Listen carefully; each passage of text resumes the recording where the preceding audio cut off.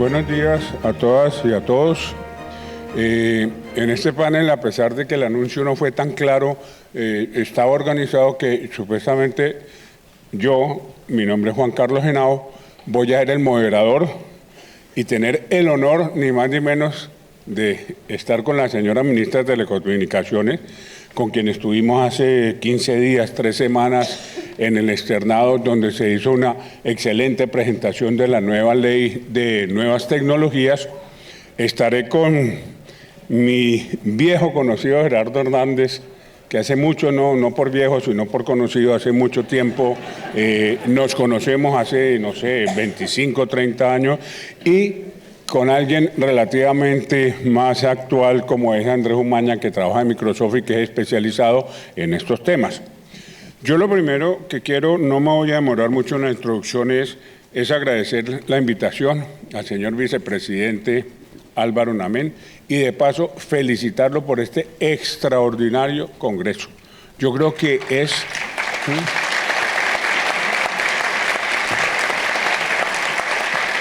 Miren, ese espontáneo aplauso se lo merece todo, mi querido doctor Namén. Es de verdad impactante ver la cantidad de gente. Miren detalles, y no me demoro mucho. Creación de un grupo de WhatsApp con los 3 panelistas y el moderador para que preparáramos bien este panel. Ese detallito nomás le muestra, y no hablo pues de todo esto que está aquí. Entonces, lo primero es de verdad agradecer, felicitar. Lo tercero es decir que me siento absolutamente emocionado de estar en este congreso. Yo soy hijo de la Jurisdicción Contenciosa Administrativa. Doctor Mauricio, saludos. Sí, soy hijo de la Jurisdicción Contenciosa. En los años 90 empecé con mi gran amigo, que terminé siendo amigo de él, gran rosarista, Antonio José Irizar Restrepo. Hice mis primeros pinitos como magistrado auxiliar y después fui procurador primero delegado cuando se creó el cargo que después lo tuvo el doctor Cerrato, del procurador primero como jefe del Ministerio Público ante la Jurisdicción Contencioso Administrativo en el periodo de Carlos Gustavo Arrieta. Entonces, por eso también quiero decirles que me siento muy halagado de ver caras tan conocidas como, por ejemplo, mi queridísimo doctor Carlos Betancur Jaramillo. ¿Quién no va a acordarse del doctor Carlos Betancur Jaramillo? ¿Sí? El primer libro de contencioso administrativo se ve a su pluma. Todos estudiamos con ese libro. Bueno, el profesor Tomás de la Cuadra hablaba de la cuarta revolución industrial, que no le gustaba mucho el concepto, pero digamos que eso es otra discusión. Pero lo que yo les quiero decir es que yo sí creo que estamos en este momento, y ahí es donde ya voy a empezar con la pregunta, estamos en una sociedad de lo sorprendente. Ya cualquier cosa puede pasar, lo que sea. Desde el psicólogo que le dice qué novia escoger cuando uno tenga duda y el corazoncito no le dé lo suficiente, hasta todo lo que relata Harari, que lo quiero retomar porque el profesor de la Cuadra lo dijo muy rapidito. Léanse ese libro de Harari. Yo creo que es el reflejo, y no estamos diciendo algo muy culto. Ese libro se ha vendido, no sé, en 80 millones de ejemplares y se ha traducido por lo menos a 30 idiomas. Se llama Homo Deus. Uno se lee ese libro y queda estupefacto. Porque es que es desde buscar novio, desde que los psicólogos se van a acabar. Muy seguramente, porque si yo estoy deprimido le voy a decir, y hablábamos esta mañana con el doctor Cerrato en el desayuno, estoy deprimido porque tengo mucho trabajo en el Consejo de Estado. ¿Sí? Entonces, ¿qué me va a decir el robot? Me va a decir, hombre, no se preocupe, no sea exagerado, eso le ha pasado a todos los consejeros. Y va a decir lo que sentía el doctor Carlos Betancur Jaramillo hace 30 años, y va a decir, y mejor dicho, lo va a mediatizar a uno, y uno va a quedar completamente loco. Y están pasando un mundo de cosas. Por ejemplo, algo que me impresionó es el libro. Cada cual coge lo que le interesa, pero los chips en los cerebros de las ratas. A mí eso me impresiona. Decía que, por ejemplo, le ponen un chip ya a una rata en el cerebro y le dicen ratas. A ver, no quiero decir, ¿no? Sí. Ratas, a la derecha, volteen a la derecha. Y las ratas voltean a la derecha con un telecomando. Ratas, a la izquierda, Juan, a la izquierda, corran, salten. Y eso ya se está logrando, que uno, por eso les digo, estamos en la sociedad de lo sorprendente. Cualquier cosa puede pasar. Están pasando cosas como todo lo que es el sistema de salud, la evolución. Yo estoy en defensa de las tecnologías. Sé que eso genera un riesgo, problemas éticos, problemas de toda naturaleza, lo que ustedes quieran, pero ahí los vamos solucionando. ¿Pero por qué estoy en defensa de la tecnología? Porque eso va a ser un factor de democratización impresionante. Lo que narra Harari, por ejemplo, en materia de salud pública, el abaratamiento de los costos en la salud pública va a ser una locura. Yo ya voy a tener un robot que, entre otras, se consigue ya en internet más o menos en 150, $200, y le va a meter el dedo, me va a hacer una toma de sangre. Con esa toma de sangre se va a mandar a todo el sistema de seguridad social, y yo no tuve que salir de mi casa y me ahorré un mundo de cantidad que ahorita volveremos sobre temas también económicos. Entonces, en esto todo es sorprendente porque los hologramas, ¿qué me van a decir? Yo ya tengo crisis de identidad. ¿Será que vamos a ser necesarios los profesores a futuro? Es que los hologramas con inteligencia artificial, porque ya hay hologramas, yo he visto no sé, pues no es que lo haya visto, pero sé de Aznavour cantando en un holograma y tiene cuerpo, volumen, voz, etcétera, mirada, y esos hologramas con inteligencia artificial, ¿será que los profesores de Derecho vamos a ser necesarios? ¿Para qué? Es mucho mejor una inteligencia artificial que no solamente sabe de X tema contractual, sino que lo sabe en todo el mundo, y si le quiere cambiar de chip se lo cambia. Entonces, con esta pequeña introducción, yo solamente quiero empezar, y les decía en nuestro WhatsApp esta mañana, pues que fue que lo pensé anoche, no es que lo llevaba preparando mucho tiempo, pero anoche cuando me estaba viendo, ¿qué es la primera pregunta que yo les debo hacer?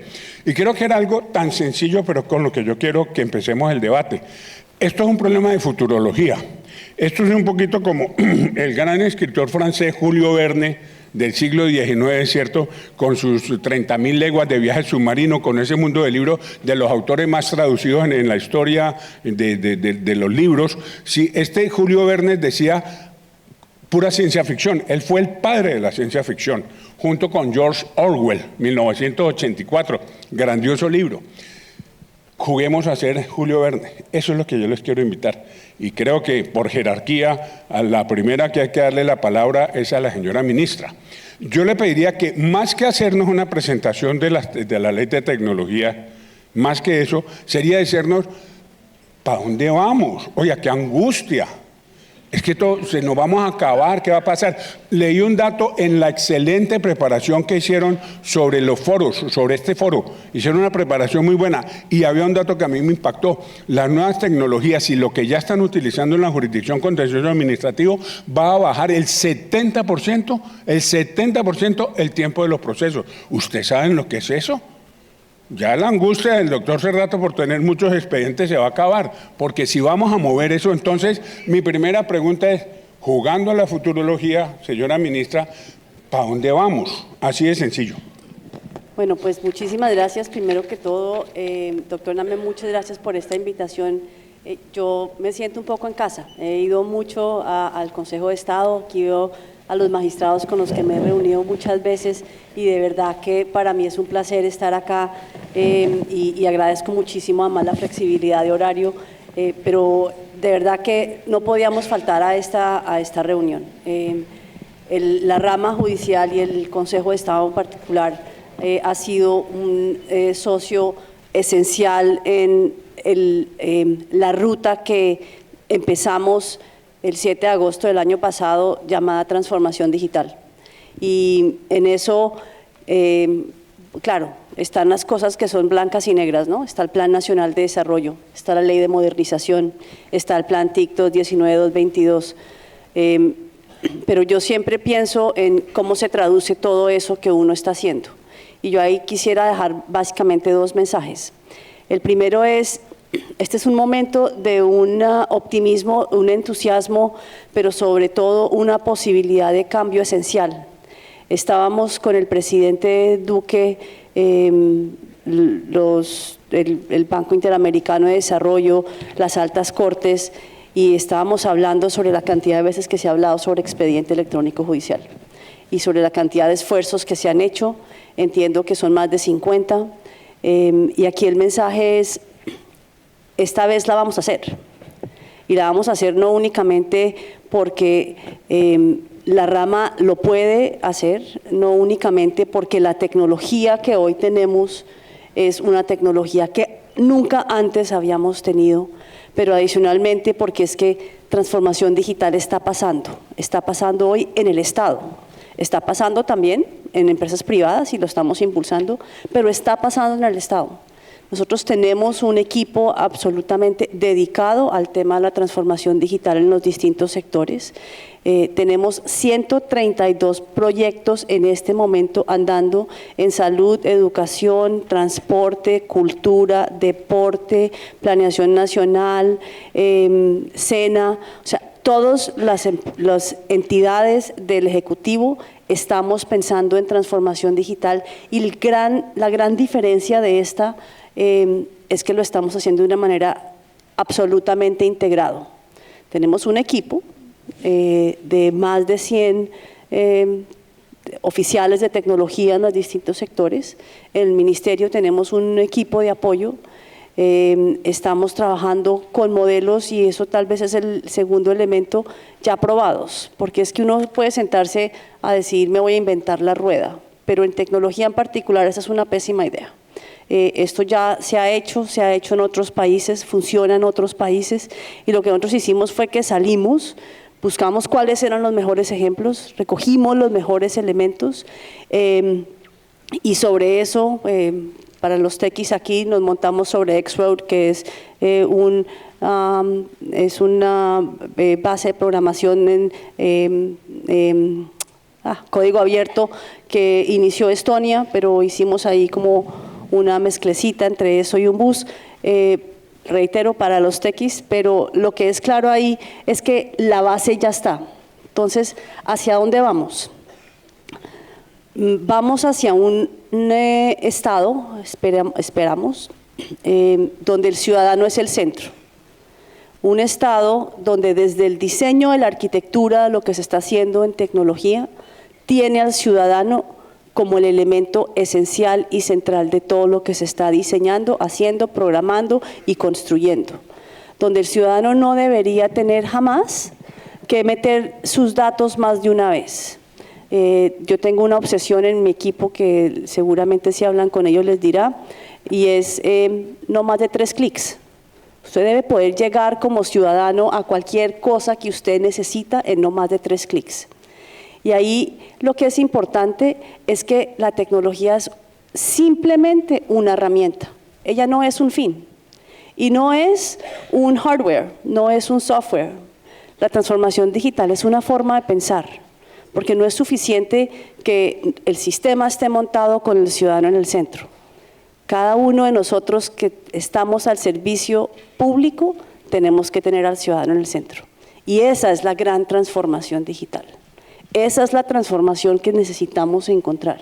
Cada uno de los funcionarios en cada una de las entidades que están al servicio del ciudadano tienen que tener al ciudadano en el centro. Y de ahí ya la parte técnica, cero estrés. Esa se hace, eso es lo de menos, eso ya está, eso está inventado, pero ese gran cambio que tenemos que dar es ese el ciudadano en el centro. Ministra, yo le agradezco mucho la intervención porque nos da un contexto que creo que es muy importante de inicio.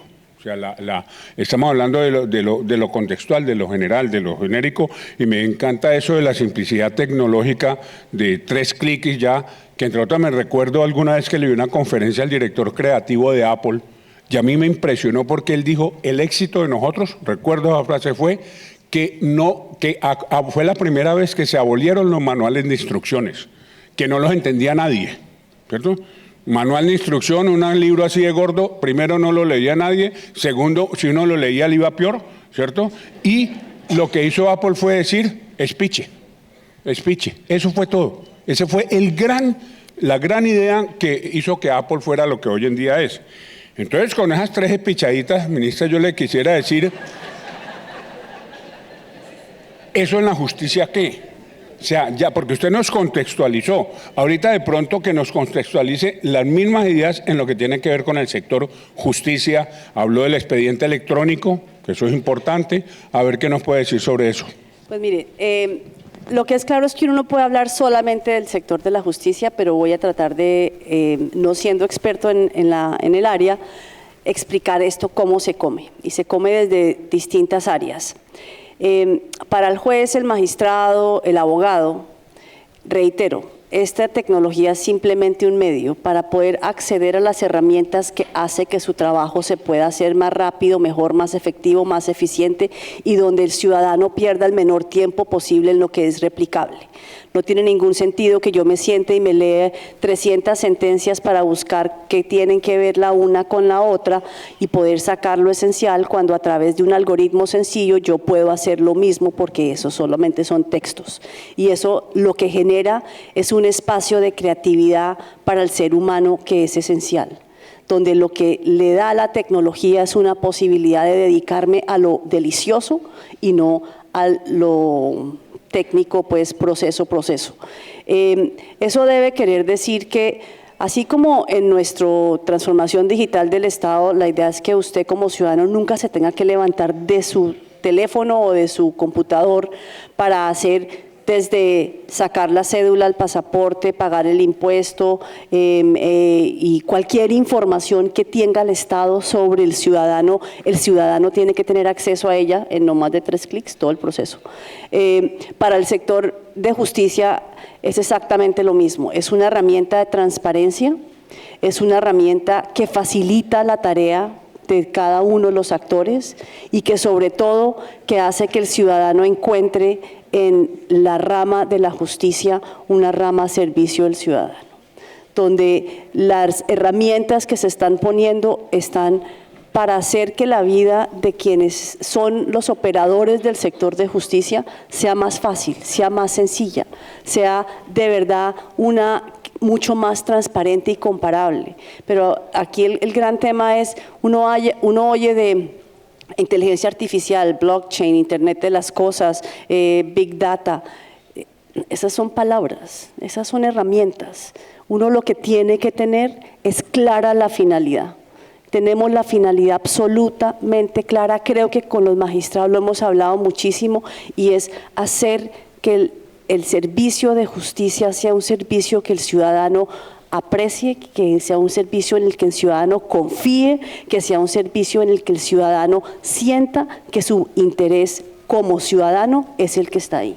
Y ese es un reto de todos, reitero, mucho más mental que lo que es técnico, pero eso es cómo se traduce. Entonces, reitero, estas todas palabras sexys que se usan hoy en día, los buzzwords que llaman, esos son meras herramientas. Tenemos es que pensar en qué es lo que queremos como el sector de la justicia, y a la tecnología lo único que va a hacer ahí es empujar ese objetivo. Muchas gracias, señora ministra. Yo paso al doctor Umaña solo por un motivo, porque pues normalmente no sé por qué por tradición uno debería seguir en ese orden, pero lo que les digo es ¿por qué quiero que pasemos allá? Para que nos complemente desde el punto de vista jurídico, para después el doctor Gerardo nos hable ya desde un punto de vista más entre lo económico y lo jurídico de estas nuevas tecnologías. Entonces la pregunta va otra vez a lo mismo. La ministra está diciendo que toda esta tecnología lo que debe tener en cuenta es que el objetivo es el ciudadano, no la tecnología en sí misma. La tecnología es un instrumento, como ella está diciendo, un instrumento para allá, dice 3 clics, yo lo traduzco por 3 pichaditas, ¿cierto? 3 clics que uno hace así y ¡rum!, le sale lo que sea, desde el expediente electrónico hasta en la línea jurisprudencial, el librito el de SU que aparezca. ¿Cómo ve usted ese futuro en el campo judicial, que es su experticia, entre otras?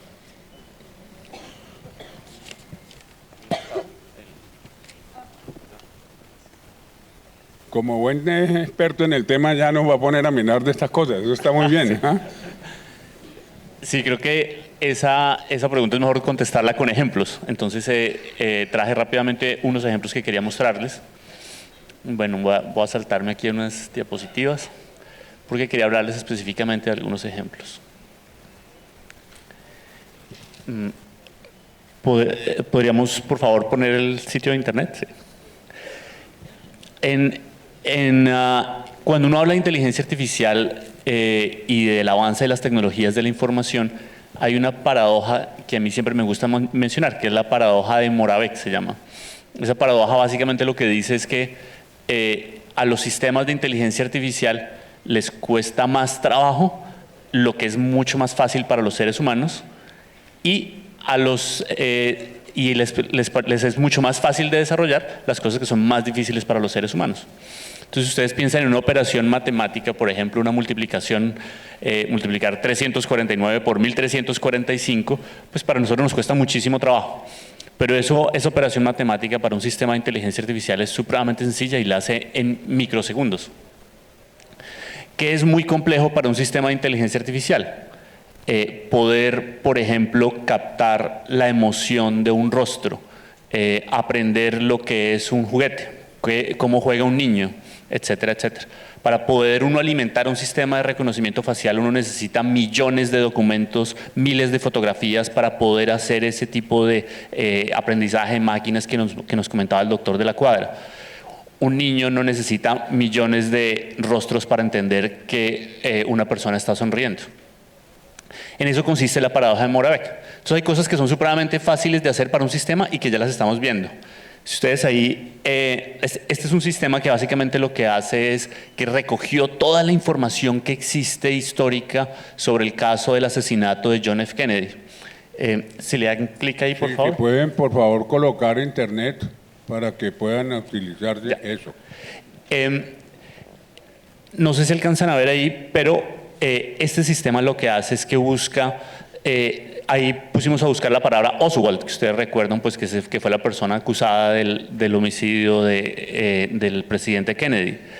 Y en los millones de documentos que se han incorporado en esa base de datos, como por ejemplo ahí, ustedes ven que no solamente busca la palabra Oswald en un archivo electrónico Word, sino que lo puede buscar en un archivo escaneado, e inclusive no sé si alcanzan a ver ahí el resaltado amarillo, que es un resaltado de la palabra Oswald de manera manuscrita. Entonces el primer gran ejemplo que quería presentarles es que para un sistema de administración de justicia que tiene que lidiar todo el día con documentos manuscritos, una herramienta de inteligencia artificial le permite hacer este tipo de búsquedas de una manera mucho más sencilla. Un estudio que hizo JP Morgan, que es una de las entidades financieras más grandes del mundo, concluyó que utilizando este tipo de tecnologías se había ahorrado más o menos 360,000 horas de abogados en el estudio de documentos. Entonces la primera gran respuesta es, las herramientas de inteligencia artificial son un gran auxiliador del sistema de administración de justicia. Otros ejemplos muy sencillos, podemos volver a la presentación rápidamente.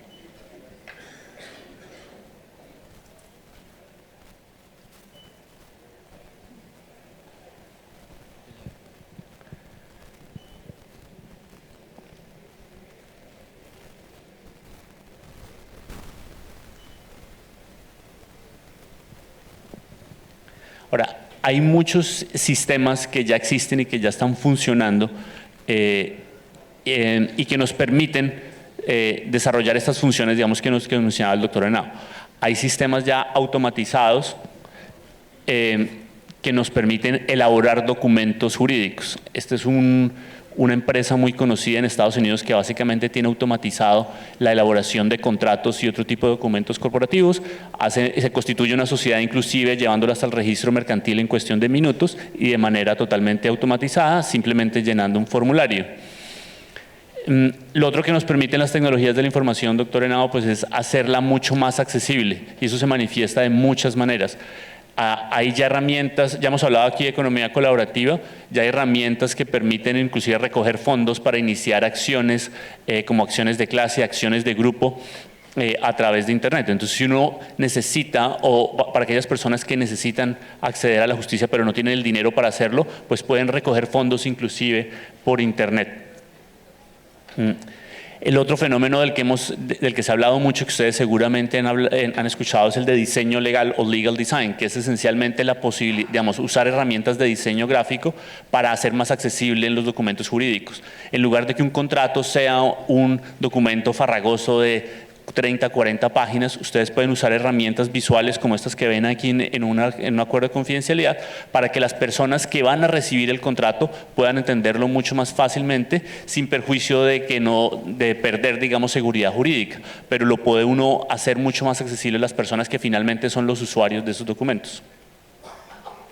Y finalmente quería mencionar la importancia de la transparencia.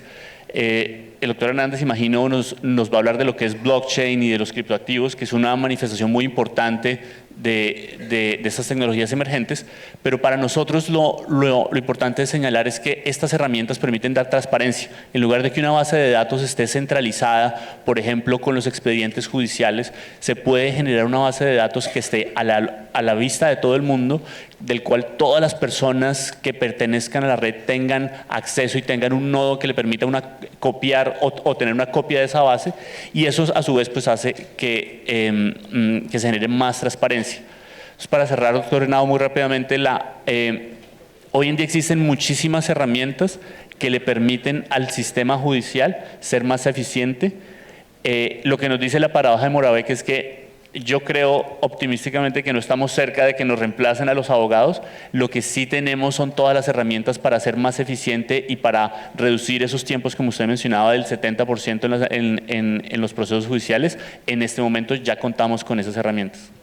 Muchas gracias, doctor Maña. Creo que vamos concretando el objeto del tema, y aquí pues va un llamado de atención, no llamado de atención realmente porque lo estábamos hablando ahora con varios consejeros de Estado, de cómo es la importancia de aprovechar esta reforma que se va a hacer al CEPACA, ¿cierto?, para meter esto. O sea, esto ya es presente, esto no es que sea futuro, no solamente es Julio Verne como lo decía, tiene mucho de Julio Verne, pero también tiene mucho de prehistoria. Ya en la tecnología, sobre todo, porque ustedes saben que el problema de las tecnologías es que el tiempo se mide distinto. O sea, para un ser humano un año no es nada, en tecnología es como 100 o 1000, yo no sé cuánto, pero es una cantidad. Entonces, ese es un dato importante que deberían, yo no sé, son ideas que surgen, empezar a formar ya mismo a la misma jurisdicción para todos estos cambios que se van a venir. Y la pregunta que decíamos esta mañana, doctor Hernández, que ya usted como gran experto en materia económica, creo que iba a hablar de criptografías, ¿cierto?, de nuevas tecnologías en ese campo, para ver usted cómo ve el futuro en ese sentido. Bueno, rector, muchas gracias y un saludo a todos. Mil gracias por la invitación. Un comercial es que me siento muy orgulloso porque yo fui el primer jefe de Silvia y ahora aquí estando con ella de ministra, pues eso uno se siente realmente muy orgulloso y muy contento. Yo lo que le contestaría es lo siguiente, es que no hay que hacer futurología, es que la revolución digital está sucediendo hoy. Y cuando uno mira sectores como el que yo trabajo y conozco, como el sector financiero, uno lo que encuentra es que realmente los cambios de la revolución digital son inmensos. Y digamos, en el caso de la industria financiera, se crearon a raíz de la crisis. Se crearon a raíz de la crisis de Lehman Brothers, de la crisis global, en donde, sin quererlo, los reguladores hicieron una regulación mucho más fuerte y eso ayudó a que una cantidad de personas empezaran a pensar por fuera del sistema regulatorio para crear mecanismos de financiación, para crear servicios financieros, para utilizar algo que llamaron las criptomonedas inicialmente, que no es nada distinto a tratar de generar unos mecanismos de pago sin necesidad de que interviniera el Estado y sin necesidad de que interviniera el mismo sector financiero que en la crisis pues quedó muy apaleada. Entonces, la futurología es ahora y la obligación del regulador y del Estado es saber si regula o no estos sectores y cómo lo hace, o si simplemente los deja que prosperen, que avancen, porque uno lo que sabe es que una mala regulación lo que termina afectando es la innovación. Yo les pregunto a la audiencia, ¿cuántas personas han oído hablar del Bitcoin? Todos. ¿Cuántas personas tienen una cuenta en donde te han comprado un Bitcoin? Bueno, eso de pronto son mucho menos. Pero lo cierto es que cuando uno lo mira, es un fenómeno global. es un fenómeno global, rector, en donde ya los agentes económicos tienen que lidiar con esa realidad. Y los jueces son los que han tenido, en últimas, que entrar a definir en buena medida de qué se trata este tipo de fenómenos o de activos económicos. Lo único que sabemos y en lo que hemos estado de acuerdo todos los reguladores es que este tipo de cripto llamados monedas, que nosotros lo llamamos criptoactivos, no son una moneda. No reúnen las características de la moneda tradicional desde el punto de vista legal ni desde el punto de vista económico. Pero eso no quiere decir que esos criptoactivos estén mutando, estén transformándose en otro tipo de instrumentos financieros y que muy seguramente vamos a tener que seguir lidiando con ellos hacia el futuro. Entonces, la futurología no es de mañana, es de ayer. Los cambios se vienen de una manera muy avanzada. No se trata tampoco solamente de pensar en instrumentos para ayudar a los jueces, sino en tratar de trabajar pensando en la regulación y en el futuro sobre cómo se va a trabajar de manera conjuntamente y cómo se va a capacitar a los jueces para conocer este tipo de fenómenos nuevos en el mundo.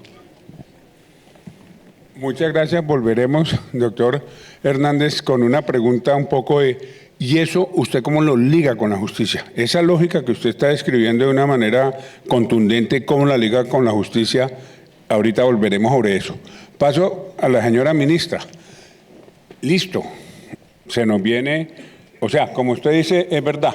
Me equivoco yo cuando digo futurología. Como usted lo acaba de decir, la futurología está ya, eso es presente. Eso sí sigo creyendo que tiene mucha futurología. ¿Ah? De hecho, sobre todo para países subdesarrollados como el nuestro, que no hemos asimilado la tecnología que uno ve en otros países como en el Japón, donde ya se llega y ya no lo atienden a uno en los hoteles personas, sino robots. Por ejemplo, eso para nosotros es futurología, a pesar de que exista en el Japón. Entonces, la integración. Y esa integración es precisamente sobre lo que yo quiero que preguntarle a la ministra, porque usted nos hizo una presentación general, pero la pregunta concreta es, bueno, ¿y esto qué va a servir para acceder a la justicia? ¿Esto cómo va a servirle al ciudadano, que usted dice que es el eje central de toda esta temática? ¿Cómo va a servir eso y cómo va a ser útil para el sistema judicial en ese sentido? Pues mire, yo voy a volver a un concepto esencial del presidente Duque, que yo creo que todos los que estamos trabajando tenemos una obsesión por el tema, y es la palabra equidad. Cuando nosotros sacamos la ley de modernización del sector de las TIC, y ahorita que ya hemos empezado esta gran ronda de conectividad en el país, tenemos un hashtag que se llama Conectividad es Equidad. ¿Y qué quiere decir eso? Quiere decir que en la medida en que nosotros estamos haciendo esta transformación digital en el sector de la justicia, y ahí reitero lo que hemos dicho en muchas ocasiones, aquí está la ministra de Justicia con la que trabajamos muy de la mano, con la que ya tenemos unas pruebas piloto yo no soy abogada, pero sí quiero contarte qué es lo que estamos ya en concepto técnico de prueba, y estamos en medio de control de nulidad en asuntos de propiedad industrial, medio de control de nulidad en asuntos tributarios, acción de tutela en primera y segunda instancia, trámite de selección y revisión de tutelas exequatur y acción pública de inconstitucionalidad. A mí esto me dice… para mí estos son códigos, ¿no? Yo aquí estoy pensando en que cómo estoy programando, pero esto tiene detrás un acceso de la justicia para el ciudadano de una manera mucho más sencilla. Hoy tenemos 20 millones de colombianos que no tienen conectividad de banda ancha. Nuestra tarea es asegurarnos que todos estén conectados, no por el hecho de estar conectados ni para que se manden la foto de la pizza que están almorzando, comiendo, sino porque este tipo de trámites son trámites que en el día a día los ciudadanos usan. La justicia es algo que tiene que ser cercana al ciudadano. Yo tengo que sentir que el sector de la justicia a mí como ciudadano me está aportando, que está trabajando para mí, y parte muy esencial de eso cuando estamos hablando de acceso del ciudadano a la justicia a través de tecnología es que sea fácilmente accesible. Yo reitero para nosotros los que estamos pensando en la parte de atrás, la obsesión es hágalo sencillo, asegúrese que cualquier ciudadano con su teléfono, con su computador, con su tableta, que sea tan sencillo llegar a la justicia que realmente todos sientan que es algo que no agrede, sino que ayuda. Y ese es el objetivo y hacia allá tenemos que ir. Todo el sector de la justicia tiene contacto con el ciudadano. Traduzcamos ese contacto en una interacción de verdad accesible, fácil. Es como pagar impuestos, que es artera hacerlo, pero si me lo hacen más fácil, pues mejor es. De todo esto, reitero, nuestra obsesión tiene que ser el ciudadano está en el centro. Ya tenemos estas pruebas, lo que hay es una oportunidad inmensa.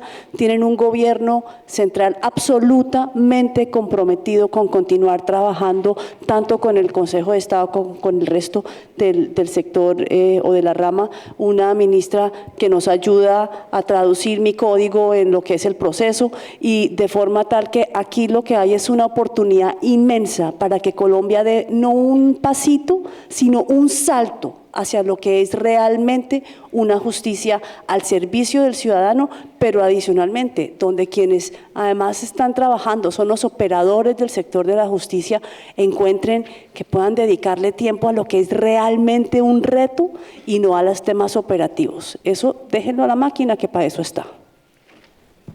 Excelente, señora ministra. Muchas gracias. Doctor Umaña, usted ya nos hizo una breve presentación sobre lo que es la inteligencia artificial, la paradoja de que es que era Moravec. Moravec. Veo que uno aprende todos los días cosas, que en el fondo es hacer las cosas fácil. Sí, recontrasintetizo. La pregunta que yo le haría ahorita es, bueno, todo esto usted ya dijo que nos puede ahorrar miles de horas de abogado buscando documentos y nos va a dar unos instrumentos, como dice la señora ministra, para poder abordar más enriquecidos los debates jurídicos. Creo que eso puede ser una muy buena utilidad de la tecnología. Pero yo también le quisiera preguntar desde el punto de vista de la organización del sistema judicial. Usted ve, por ejemplo, el expediente electrónico, ¿qué utilidades nos puede dejar? ¿Qué aceleramiento podemos tener en los procesos? ¿Qué simplificación podemos tener? Me gustaría que nos ilustrara a todos los oyentes, a todo el auditorio, de cuáles son en concreto ya aplicado a una jurisdicción contenciosa administrativa todos estos grandes avances que usted nos ilustró ahorita en el tiempo pasado. Y de una vez, ahorita volveré sobre el doctor Hernández, ¿cierto? Donde me gustaría, si puede hacerlo, todo lo que es las criptomonedas, de ver cómo eso puede tener incidencia o no en el derecho, y después pasamos, porque estoy aquí con el reloj y el tiempo implacable, la última pregunta sería tan sencilla como esto: ¿qué quieren ustedes cada uno que le quede en la cabeza al auditorio después de este foro? Entonces vamos con usted, doctor Umaña. Yo creo que hay dos mensajes importantes. Yo le diría, doctor Henao, uno de corto plazo y uno de corto y uno de mediano y de largo plazo. El mensaje de corto plazo es que hoy en día la rama judicial creo que tiene muchísimas herramientas tecnológicas que le pueden servir para ser más eficiente.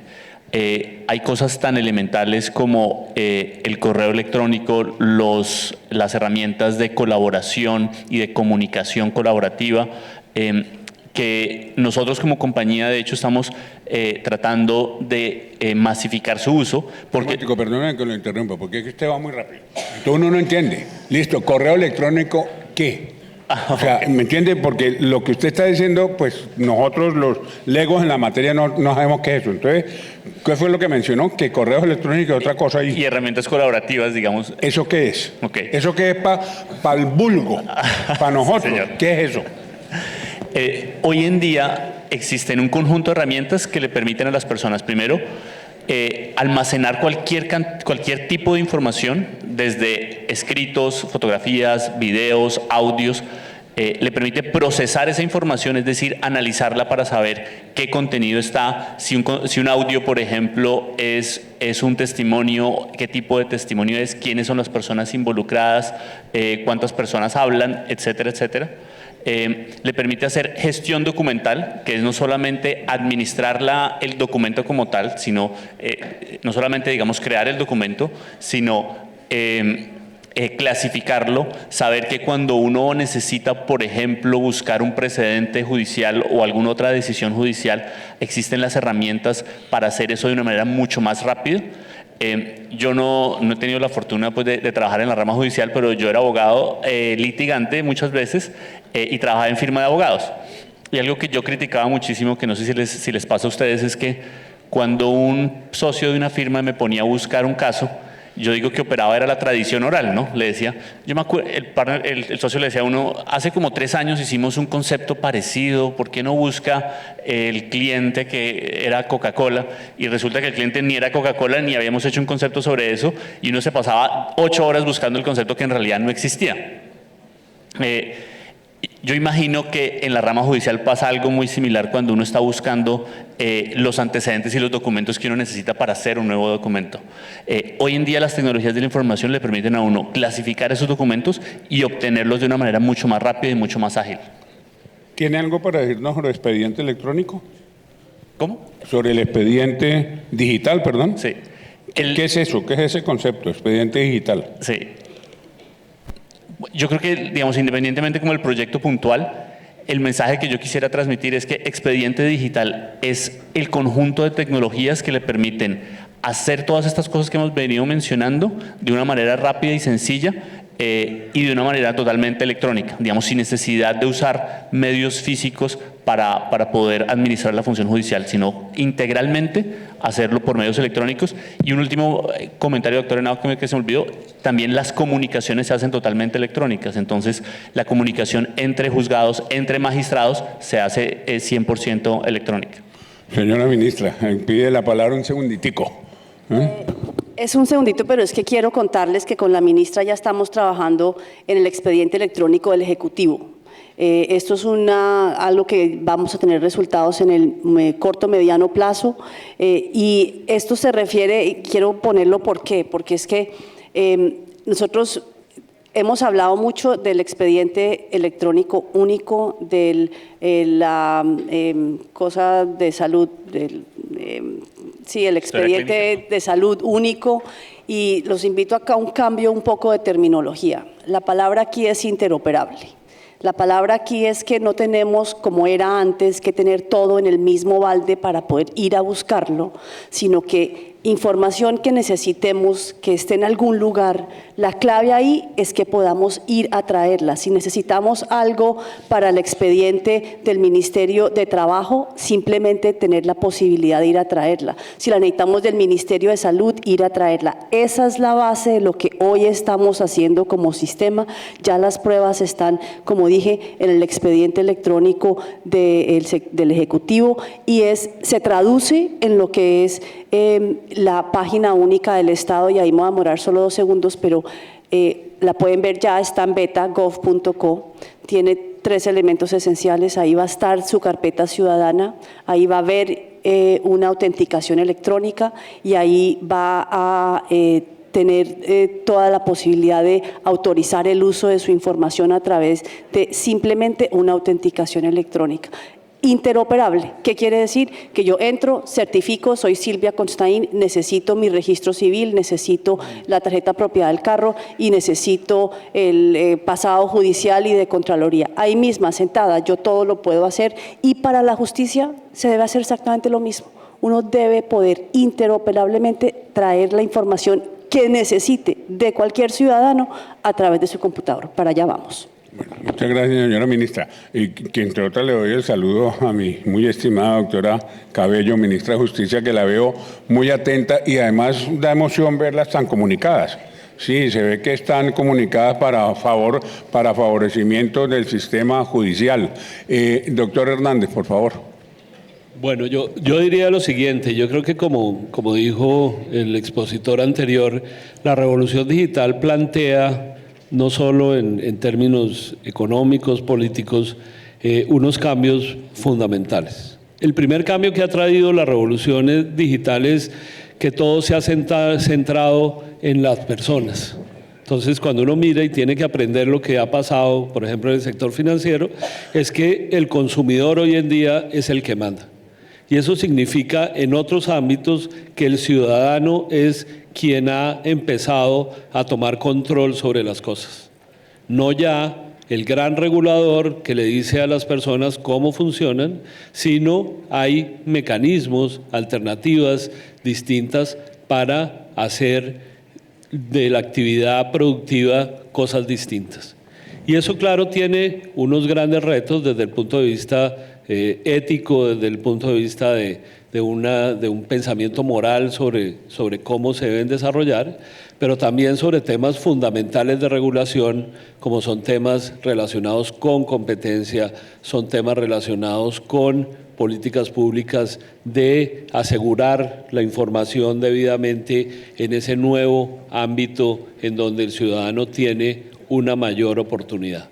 Si uno piensa, digamos, en este tipo de cosas como los criptoactivos, criptomonedas, y piensa en un país como el vecino, en donde hay una moneda totalmente, en donde las personas no tienen confianza en esa moneda, pues lo que sucede y está sucediendo es que buena parte de la comunidad o está utilizando una divisa distinta como es el dólar, o están utilizando nuestra divisa, que son los pesos, en toda la sección o en todo el sector de frontera, y hay unas enormes transacciones con este tipo de criptomonedas. O sea, son realidades en las cuales cambian las prioridades, cambian la forma como se deben enfrentar las políticas públicas en muchos sectores, y naturalmente para la economía cambia totalmente la forma como se veía en el pasado. Esto no solo afecta, he mencionado el sector financiero porque lo conozco, pero tiene un efecto enorme con todos los sectores de la industria.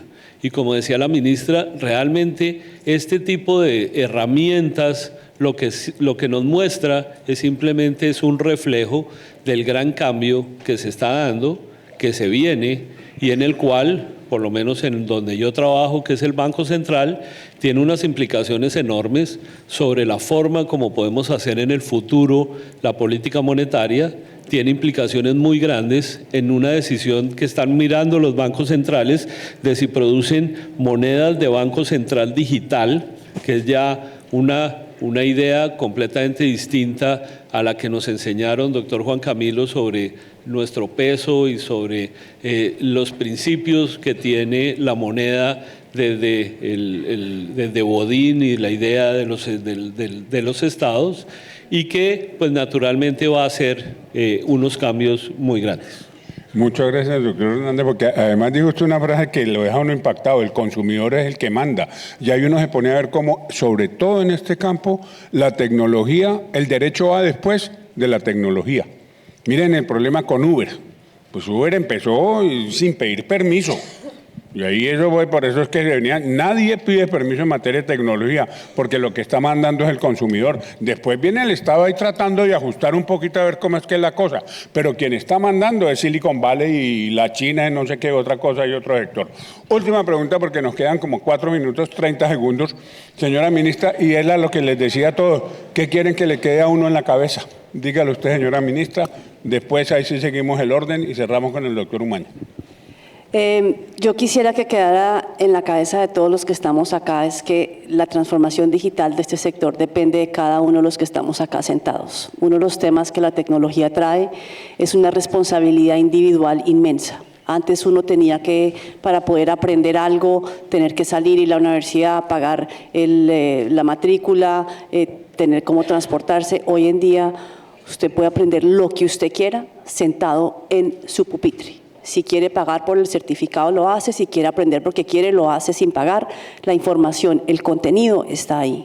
Así que eso hace que en el día a día del trabajo que uno tiene y que uno desarrolla, también esa responsabilidad la acompaña a uno en todo momento. Es un momento realmente, yo soy economista, yo lo llamo un momento de inflexión, donde todo se está dando de una manera magnífica para tener un presidente y un gobierno totalmente comprometido con la transformación digital y con estar al servicio del ciudadano, una rama en la cual, reitero, en el Consejo de Estado hemos encontrado los socios más increíbles para poder traer toda esta ventaja que trae la tecnología al ciudadano, y continuaremos trabajando, y en eso reitero la voluntad del Ministerio de estar ahí para lo que se necesite. Estamos listos, nuestros ingenieros están listos, nuestros arquitectos están listos, arquitectos de tecnología, no de edificios, y estamos preparados para asegurarnos que, y eso sí es el último mensaje, trabajando juntos lo vamos a hacer muchísimo mejor, mucho más rápido, con mucho mayor impacto, en mucho menor tiempo. A nosotros nos quedan 1082 días hoy y cada día lo estamos contando. Y estamos totalmente comprometidos con hacer que esta transformación pase no solamente en el sector del Ejecutivo, la justicia, sino en todos, porque aquí les quiero dejar un mensaje, y es que a todo sector le llega su Uber. Así que tenemos que estar preparados ya. Muy bien. A todo sector le llega su Uber. Desde la educación, programas españoles hasta para votar para arriba aquí por internet, ¿cierto? Hasta cualquier empresa de tecnología móvil. Eso es verídico. Doctor Hernández, Bueno, su despedida. Sí, mi despedida, y el mensaje es el siguiente. Yo creo que todos los cambios digitales que estamos viendo, lo que está o lo que va a ocurrir es que las reglas que teníamos claras se vuelven difusas. Como dice la ministra, pues a todo, antes decíamos era a cada marrano le llega su año nuevo, ella ya lo cambió el refrán, pero lo cierto es que todos los sectores van a estar afectados. Y lo que ha sucedido a nivel internacional es que quienes terminan definiendo, digamos, esa línea gris es ustedes, los jueces. Y por esa razón, estos cambios de la tecnología, de lo digital, hay que mirarlos no solo en el instrumento, sino también en los cambios de paradigmas que se están presentando. Bueno, muchas gracias, doctor Hernández. Un aplauso. La ministra se nos está volando porque tiene un compromiso muy urgente en Cartagena. Un aplauso nuevamente para ella, por favor. Gracias, señora ministra.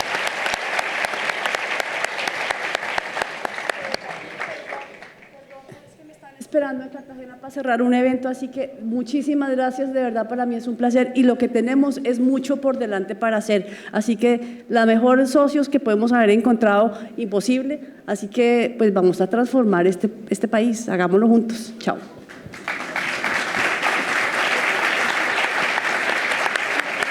Doctor Umaña, ya en un minutico para cerrar. Sí. Yo no sé si pudieran poner las últimas 2 diapositivas, por favor. Rápidamente, que quería mostrar un ejemplo. Rapidito. No, porque el mensaje que les quería transmitir para cerrar es que, ahí está bien, por favor, los jueces siempre van a tener un rol fundamental en el desarrollo de las nuevas tecnologías. Y me quiero despedir con un ejemplo. Este es un estudio que se hizo sobre sistemas de reconocimiento facial, que se hizo el año pasado. Si ustedes ven, se analizaron 3 sistemas y básicamente querían ver qué tan exactos eran. Y si usted era una persona de tez clara y era hombre, el porcentaje de error del sistema era del 1%. Si usted era un hombre de tez oscura, el porcentaje de error era del 7%. Perdón, si era mujer de tez clara, el porcentaje de error era del 7%. Si usted era un hombre de tez oscura, el porcentaje de error era del 12%. Y si usted era una mujer de tez oscura, el porcentaje de error del sistema era del 35%. Este es uno de los principales problemas que tienen los sistemas de inteligencia artificial en este momento. ¿Podrían avanzar a la siguiente diapositiva, por favor? En Estados Unidos hay un sistema que es el COMPAS, que se usa para hacer predicción del comportamiento de las personas que están en prisión en un momento. Y se está usando un sistema para predecir si esas personas, cuál es la probabilidad de que volvieran a cometer un delito para efectos de darles la libertad condicional. Ese sistema fue supremamente polémico porque ustedes ven ahí las fotos, estaba sesgado hacia las personas de raza negra, tanto así que el sistema pues tuvo que ser puesto fuera de funcionamiento. ¿Podrían pasar a la siguiente diapositiva? Si ustedes creen, eso lo digo con el mayor respeto, no estoy insinuando nada, pero estos sistemas ya están en Colombia, ya los estamos usando. Y los jueces tienen un rol fundamental para garantizar la imparcialidad de estos sistemas. No nos dejen que las empresas de tecnología vayamos y hagamos las cosas sin ningún tipo de control. Las decisiones, el rol del juez es fundamental para que estos sistemas no solamente avancen, sino que sean justos, sean imparciales y no estén sesgados. Muchas gracias. Bueno, y entonces, ahora sí, realmente, solo en un minuto para cerrar, la ministra hablaba algo de que quedarnos sentados ya, realmente eso va a pasar, que es uno de los grandes problemas que tiene es toda esta nueva tecnología, es la de cómo nos vamos a volver asociales, si ya no vamos a necesitar del otro, porque todo lo vamos a tener en computador. Y el ministro de Educación de francés, que viene esta semana, que sigue la próxima semana, tomó una decisión que a mí me llamó mucho la atención, se las comento. Prohibió el celular en los colegios. Entonces eso se armó una pelotera, porque ¿cómo así? Ay, y si se muere el papá, ¿y yo cómo localizo a su hijo, a mi hijo? No, pues lo llama al colegio y que le avisen. ¿Por qué prohibieron eso? Y miren la lógica de este punto. Porque la tecnología estaba haciendo que los niños salían al recreo, ¿sí? Y no se hablaban. Y esta medida que fue tan polémica a mí me hace ejemplar, porque es una medida donde dice, ojo con la tecnología. Ojo con la tecnología porque éticamente nos puede destruir desde muchos puntos de vista. Por otro lado, lo que dice el doctor Hernández, cambio de paradigma total. Yo creo que por eso se puede llamar cuarta revolución o póngale quinta o tercera A, pero esto es un cambio de paradigma. Y lo que dice el doctor Umaña, un tema muy delicado también, discriminación. Sí, e inteligencia artificial. Es que ya hay investigaciones de inteligencia artificial donde muestran sesgos, por ejemplo, contra las mujeres. Sí, y se están empezando a dar debate porque quien maneja la inteligencia artificial de todas maneras es el ser humano, ¿cierto? Y eso que ya vamos a la creación autónoma de pensamiento, pero por lo pronto está haciendo el ser humano. Muchísimas gracias a todos ustedes.